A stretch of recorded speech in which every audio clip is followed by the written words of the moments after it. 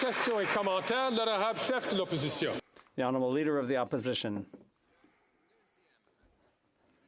This is the 9th deficitary budget since the Prime Minister promised that the books would balance themselves, and everything he's spending on has gotten worse. He promised that the deficits would make housing affordable, but it ended up doubling the cost of rent and mortgage payments and down payments to buy a house.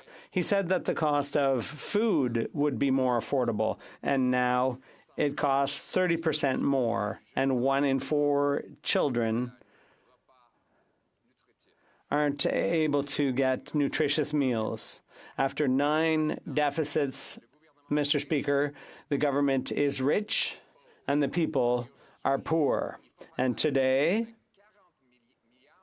they're doing the same thing over again with $40 billion worth of inflationary deficit.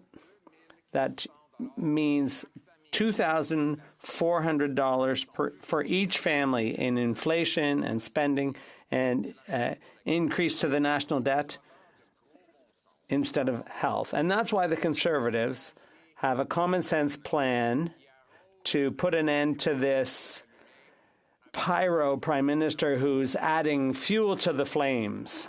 9th deficit. The 9th deficit after the Prime Minister promised the budget would balance itself. And what did he do with the money?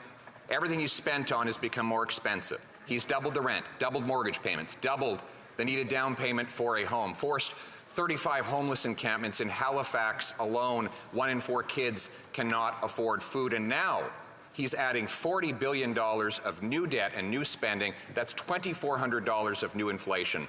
That is why Conservatives will vote against this wasteful inflationary budget that is like a pyromaniac spraying gas on the inflationary fire that he lit. It is getting too hot and too expensive for Canadians, and that's why we need a carbon tax election to replace him with a common sense Conservative government. Thank you.